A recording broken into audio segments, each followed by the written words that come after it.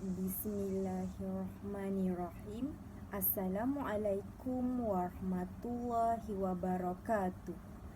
Saya Aida Suhaila binti Muhammad Aziz daripada Option 8 PISMP Pendidikan Islam 1.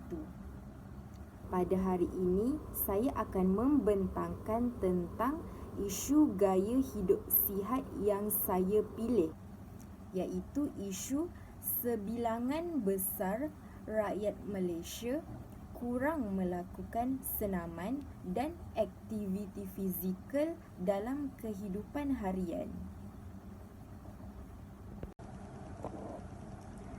Isu yang saya pilih adalah berdasarkan carian, pemerhatian dan penganalisisan terhadap kajian-kajian lalu. Antaranya ialah kajian yang telah dilakukan oleh Malaysian Adults Nutrition Survey pada tahun 2013. Hasil dapatan kajian tersebut menunjukkan bahawa sebanyak 74% daripada kehidupan golongan dewasa di Malaysia mengamalkan gaya hidup sedentari. Gaya hidup sedentari merupakan gaya hidup yang kurang bahkan tidak melakukan sebarang aktiviti fizikal dalam kehidupan harian. Contohnya seperti berbaring, tidur dan bermain telefon pintar sepanjang hari. Seterusnya, kajian yang hampir serupa turut dijalankan oleh Institut Penyelidikan Pembangunan Belia Malaysia pada tahun 2011. Hasil dapatan kajian tersebut menunjukkan hanya 34% orang dewasa daripada 3,545 rakyat Malaysia melakukan aktiviti fizikal dalam kehidupan harian mereka. Dan kajian ini turut disokong oleh Tinjauan Kebangsaan Kesihatan dan Morbiditi pada tahun 2019 yang menyatakan bahawa 1 daripada 4 orang dewasa adalah tidak aktif fizikal. Berdasarkan data dan statistik yang telah ditunjukkan, dapat kita lihat bahawa isu kurang melakukan senaman dan aktiviti fizikal dalam kalangan rakyat Malaysia perlu dipandang serius supaya tidak dibiarkan berlarutan dan berisiko memberikan impak dan implikasi yang buruk seperti mendapat penyakit hipokinetik, iaitu penyakit akibat daripada kurangnya melakukan aktiviti fizikal seperti sakit jantung, tekanan darah tinggi dan masalah obesiti. Seterusnya, saya akan menerangkan tentang punca berlakunya isu sebilangan besar rakyat Malaysia kurang melakukan senaman dan aktiviti fizikal dalam kehidupan harian. Yang pertama adalah faktor kemalasan dan kurang kesedaran untuk mengamalkan gaya hidup sihat dalam kehidupan harian.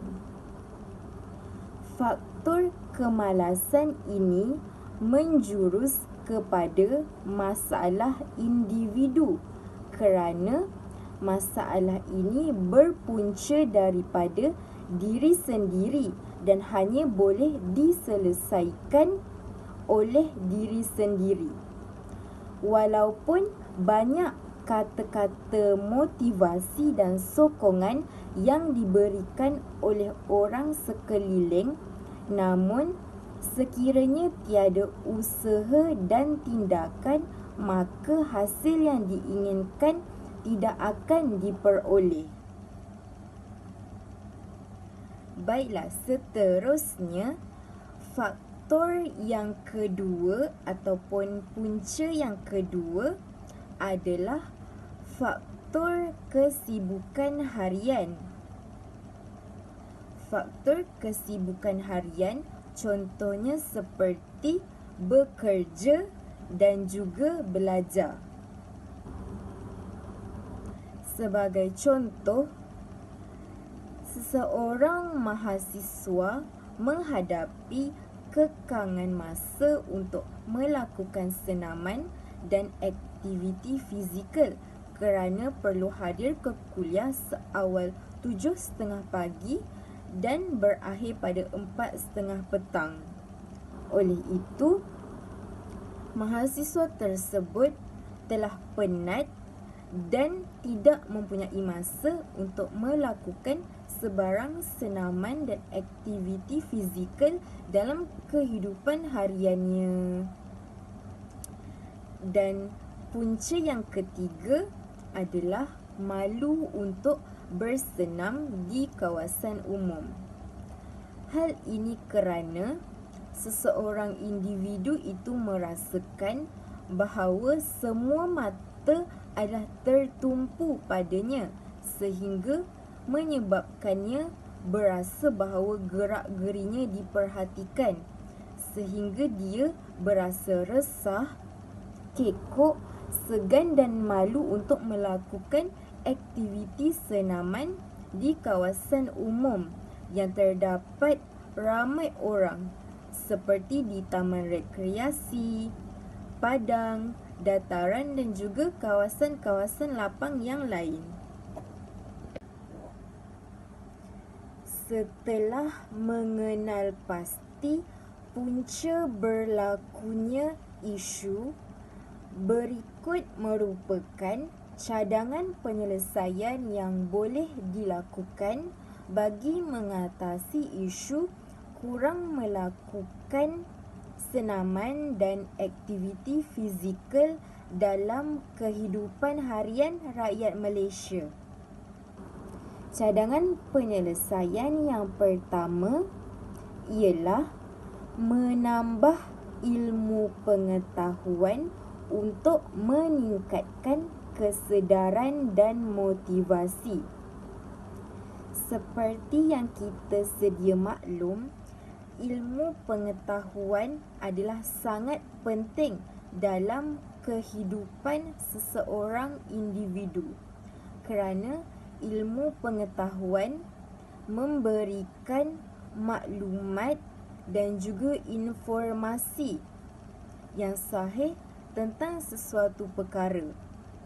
Malahan, ilmu pengetahuan berupaya untuk memberi kesedaran dan motivasi kepada seseorang individu.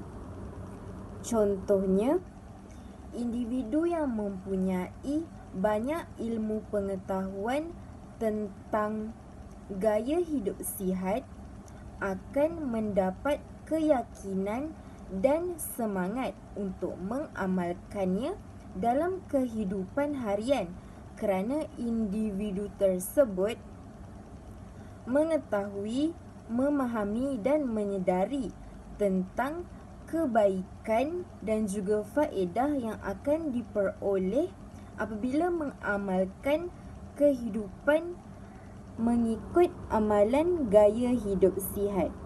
Contohnya seperti dapat meningkatkan kualiti tahap kesihatan, dapat mengurangkan tekanan perasaan dan juga membuat diri berasa lebih baik. Seterusnya, kita beralih pula pada cadangan penyelesaian yang kedua, iaitu merancang strategi dan menetapkan matlamat. Sebelum melakukan sesuatu senaman dan aktiviti fizikal, seseorang individu itu disarankan untuk merancang strategi dan menetapkan matlamat supaya senaman dan aktiviti fizikal tersebut dapat dilakukan dan akan memberi kesan yang maksimum dan berkesan, terutamanya bagi individu yang menghadapi kekangan masa akibat kesibukan hariannya. Sebagai contoh, seseorang individu itu boleh menetapkan matlamat untuk melakukan senaman seperti berjoging pada sesuatu masa yang khusus. Contohnya pada pukul 4:30 petang, yang bertujuan untuk menurunkan berat badan ataupun mendapatkan berat badan yang ideal. Dengan adanya perancangan strategi dan matlamat yang khusus dan terperinci, seseorang individu itu dapat melakukan senaman seperti yang dirancang dan akan mendapat hasil seperti yang diharapkan. Dan cadangan penyelesaian yang ketiga pula ialah melakukan senaman yang diminati. Senaman ataupun aktiviti fizikal tidak harus menjadi beban kepada seseorang individu kerana berasa sukar dan berat untuk melakukannya. Sebaliknya, senaman dan aktiviti fizikal boleh menjadi suatu keseronokan dan juga menjadi suatu hobi yang sihat dalam kehidupan individu. Hal ini apabila seseorang individu itu berasa seronok kerana melakukan senaman yang diminati olehnya. Pada masa kini, terdapat pelbagai senaman yang boleh dilakukan berdasarkan minat, pilihan dan keselesaan masing-masing. Contohnya seperti berjalan kaki dengan cepat, berjoging, berlari, lompat tali, berbasikal ataupun permainan seperti futsal, bola sepak, hoki, tenis dan banyak lagi. Seperkara lagi, senaman dan juga aktiviti fizikal ini tidak semestinya dilakukan secara bersendirian. Akan tetapi, senaman ini akan menjadi lebih seronok jika dilakukan secara berkumpulan ataupun bersama-sama rakan, terutamanya bagi mereka yang berasa malu untuk melakukan senaman di kawasan umum yang terdapat ramai orang.